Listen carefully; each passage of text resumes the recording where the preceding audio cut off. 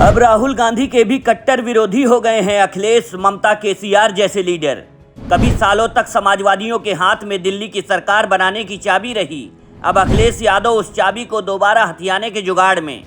कोलकाता में बैठकर अखिलेश यादव ने लिखी है 2024 के नए विपक्ष की स्क्रिप्ट। राहुल की विरोधी ममता बनर्जी ने स्क्रिप्ट पर लगा दी मुहर। 2024 में क्या बड़ा बदलाव तय। शरद पवार, भगवंत मान, पिनरई विजयन, अरविंद केजरीवाल और केसीआर से मिलकर अखिलेश ने तैयार की है पूरी स्क्रिप्ट।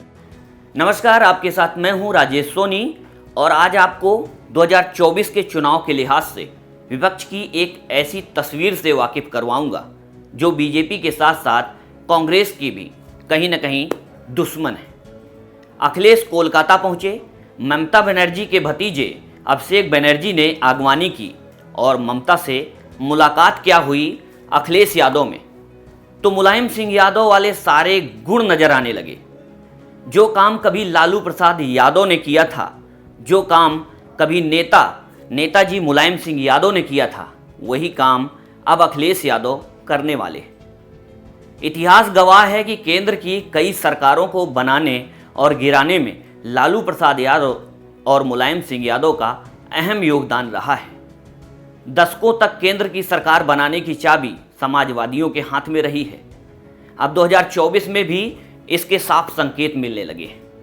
मुलायम सिंह यादव के निधन और लालू प्रसाद यादव के खराब स्वास्थ्य के चलते इस बार ये जिम्मेदारी पूरी तरह से समाजवादी अखिलेश यादव के कंधों पर आ गई है और अखिलेश यादव ने इसी जिम्मेदारी को लेते हुए समाजवादी पार्टी को मजबूत करने के साथ साथ विपक्ष को एकजुट करने की मुहिम में जुट गए हैं, क्योंकि ये सिर्फ ममता बनर्जी से मुलाकात की बात नहीं है। खबर आपको ये भी होनी चाहिए कि ये विपक्षी नेताओं से सपा प्रमुख अखिलेश यादव की मुलाकातों के उस दौर का हिस्सा है जिसमें वो अलग अलग विपक्षी दलों के नेताओं से मुलाकात कर 2024 में मोदी के हार की स्क्रिप्ट तैयार कर रहे हैं। इससे पहले अखिलेश यादव जनवरी के महीने में शरद पवार, पंजाब के मुख्यमंत्री भगवंत मान, केरल के मुख्यमंत्री पिनरई विजयन, दिल्ली के मुख्यमंत्री अरविंद केजरीवाल और केसीआर से मुलाकात कर चुके हैं। इन सारे नेताओं से विपक्षी एकता की बात करते हुए अब अखिलेश यादव ने ममता बनर्जी से मिलकर उनके सामने 2024 में नए विपक्ष का फॉर्मूला रखा है, जिस पर ममता बनर्जी ने अपनी मुहर लगा दी है। साथ ही कहा है कि कांग्रेस बीजेपी दोनों के विरोध में नीतीश कुमार, हेमंत सोरेन और तेजस्वी यादव भी हमारे साथ आएंगे। ममता बनर्जी के साथ इस मुलाकात में तृणमूल कांग्रेस के राष्ट्रीय महासचिव अभिषेक बनर्जी भी शामिल हुए। आपको बताते चलें कि हाल के दिनों में कांग्रेस ने विपक्षी पार्टियों की कई बैठकें आयोजित की, लेकिन उसमें से अधिकतर बैठकों में ममता बनर्जी नदारद दिखी। विपक्षी पार्टी की इन बैठकों में ममता बनर्जी की अनुपस्थिति को बिखरे विपक्ष के तौर पर देखा जा रहा था, लेकिन जब अखिलेश यादव ने ममता बनर्जी से मुलाकात की और 2024 के चुनाव की तैयारियों की चर्चा की, तो समझ आया कि ममता बनर्जी विपक्ष की बिखराव के बजाय विपक्ष को एकजुट करने के अखिलेश यादव के उनके प्रयास के साथ लगी हुई हैं। ममता बनर्जी के साथ हुई इस मुलाकात में केंद्र सरकार की एजेंसियों की ओर से विपक्षी दलों के नेताओं पर की जाने वाली कार्रवाई पर भी चर्चा की गई और बीजेपी से लड़ने की ठोस रणनीति बनाई गई।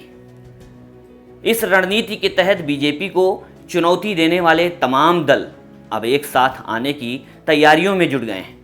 जिस तरह से हाल के दिनों में सीबीआई और ईडी का शिकंजा विपक्ष के नेताओं पर पड़ा है, चाहे वो लालू परिवार हो, आम आदमी पार्टी के नेता हों, शिवसेना के नेता हों, एनसीपी के नेता हों, ममता बनर्जी हों, सभी दल एक सुर में इसे बीजेपी की बदले की भावना बता रहे हैं, लेकिन एक दूसरे के साथ एक मंच पर आने में अभी तक कामयाबी नहीं मिली है।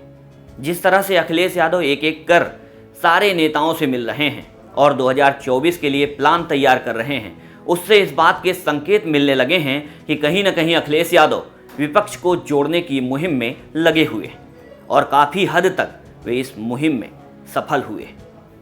ममता बनर्जी के साथ ये मुलाकात इस बात की तस्दीक करती है, बस इस नए विपक्ष में कांग्रेस नहीं है, क्योंकि शायद अब सभी राजनेताओं को ये लगने लगा है कि कांग्रेस देश के साथ साथ विपक्ष की भी नैया डुबो देगा।